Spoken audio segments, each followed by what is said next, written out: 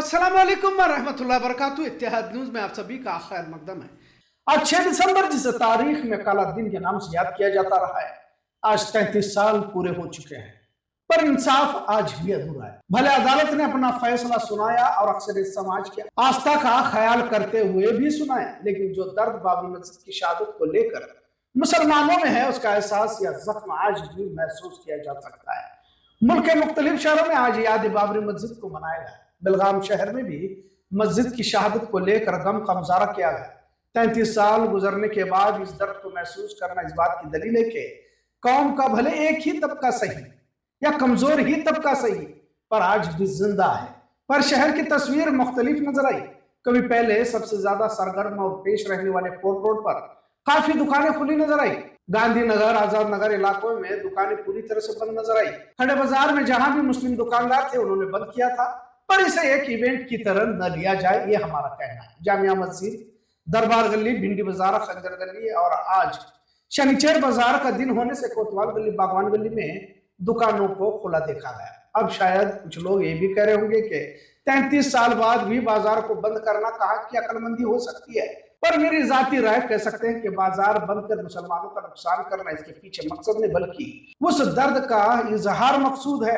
कानून अदालत ने तो फैसला सुनाया, अब उस फैसले पर दिगर मजाहिब के लोगों ने खुद एतराज किया, क्योंकि रंजन गोगोई जैसे चीफ जस्टिस सत्ता के दबाव में फैसला लिया था, और यह फैसला सबूतों की बुनियाद पर नहीं बल्कि आस्था की बुनियाद पर लिया गया था।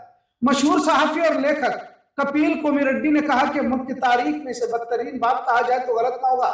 बाबरी मस्जिद का फैसला तारीख के मुश्किलात का खात्मा नहीं बल्कि तबाही की शुरुआत का दौर है।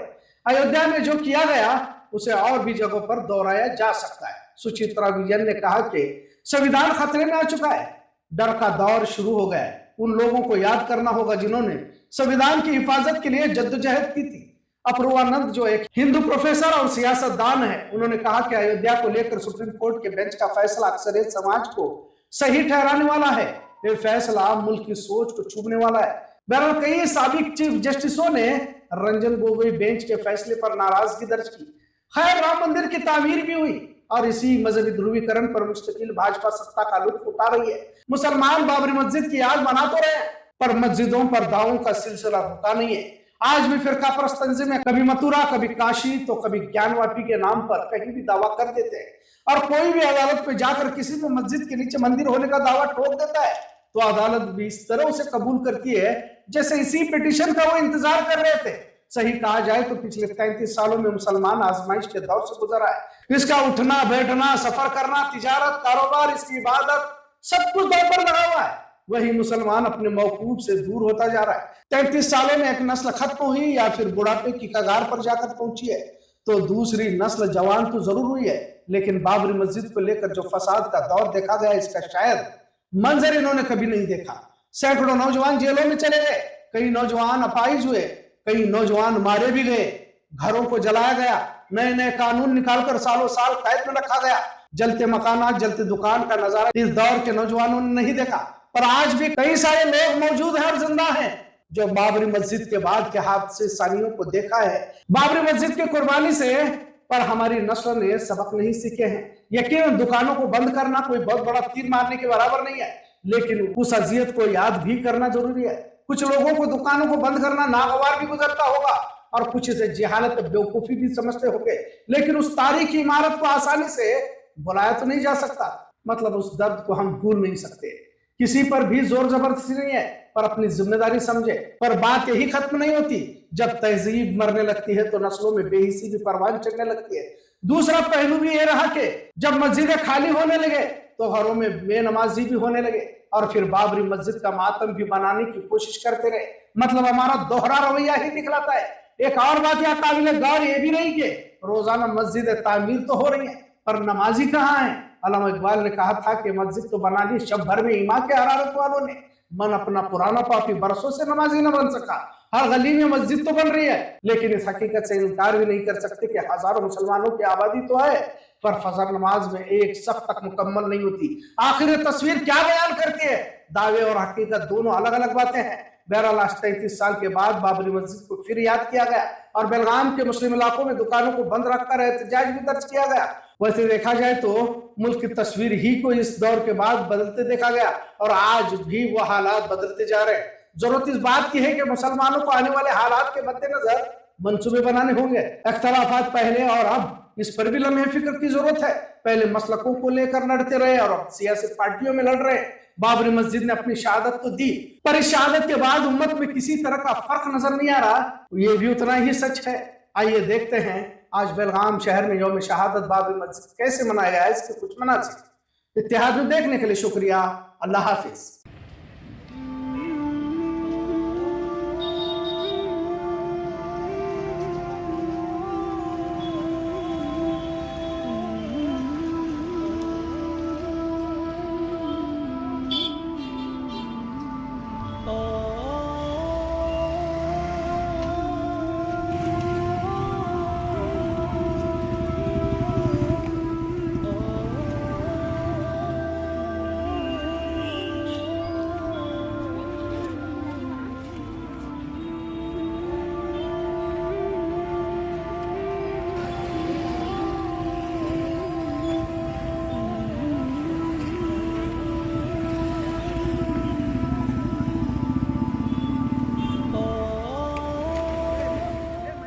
अस्सलाम वालेकुम।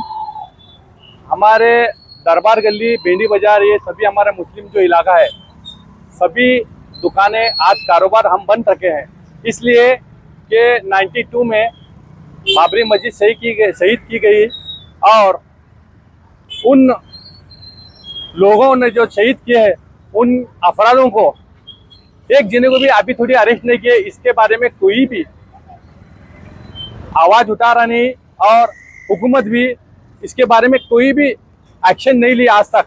वो हमें गम है और हम देखते आए हैं कि बाबरी मस्जिद शहीद की गई और उसे सुप्रीम कोर्ट ने, कुछ जजेस ने ये फैसला किया है कि वहाँ पे मंदिर के आस्था के ऊपर, मगर ये कोर्ट के फैसले को हम तस्लीम तो करते हैं मगर हमारे दिलों में ये चीज़ अभी गई नहीं है कि हमारी बाबरी मस्जिद को शहीद किया गया है और ये ता क़यामत तक हम इसका गम मनाते रहेंगे और हमेशा कारोबार बंद करते रहेंगे और ये याद दिलाते रहेंगे कि हमारे साथ नाइंसाफ़ी हुई है।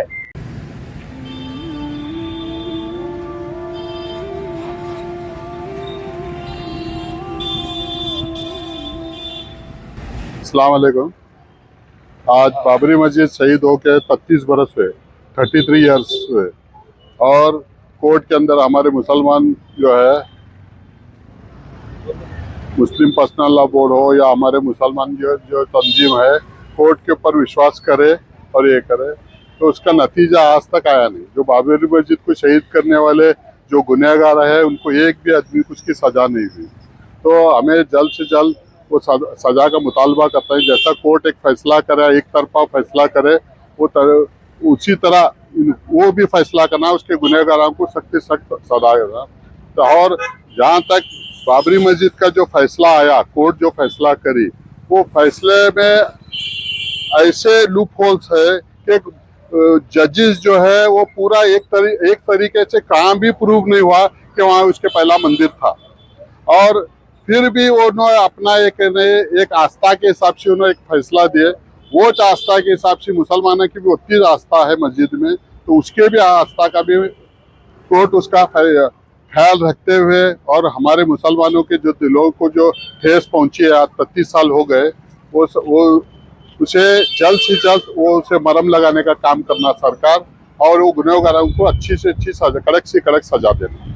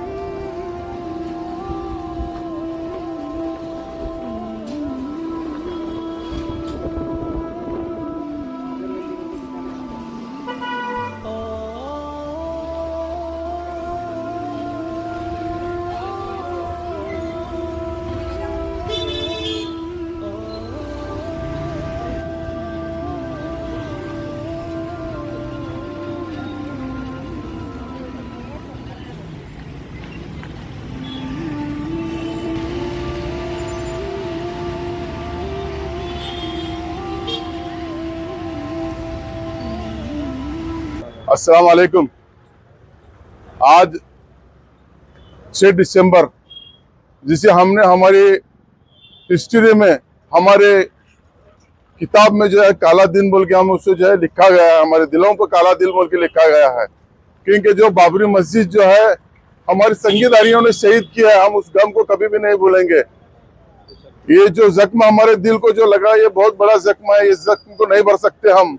हमें आज बहुत दर्द है और बहुत अफसोस है हमें कि जो है संगीतकारियों ने संविधान के खिलाफ जाकर, लॉ एंड ऑर्डर के खिलाफ जाकर जो मस्जिद को शहीद किया है, उस शहीद मस्जिद का हम इंसाफ चाहते हैं। इसके लिए जो है हमने बेलगाम के अंदर, खड़े बाजार के अंदर जो है पूरे ताजिरों ने, हमने अपनी मर्जी से दुकानों को बंद किया है। किसी के बहकावे में आकर या तो किसी के जोर जबरदस्ती से हमने बंद नहीं किया है, हमने हमारी मर्जी से जो है आज दुकानों को बंद किया है। और आने वाले दिनों में हम इसी तरह से बंद करते रहेंगे। ये बीजेपी गवर्नमेंट को और कांग्रेस गवर्नमेंट को हम ये कहना चाहते हैं कि हमें इंसाफ दिलाओ। हम इंसाफ के लिए लड़ रहे हैं, हम खामोश हैं, इसका मतलब ये नहीं कि हम कमजोर हैं। हमारा हक हम लेना चाहते हैं, हम जानते हैं, हम लेके रहेंगे इंशाअल्लाह। अस्सलाम वालेकुम। अस्सलाम वालेकुम। आप सबसे गुजारिश है कि हम 6 दिसंबर को हर साल सालाना बंद करते हैं और भी करते रहेंगे जब थोड़ी हमारी आरज़ू पूरी नहीं होती तब तक।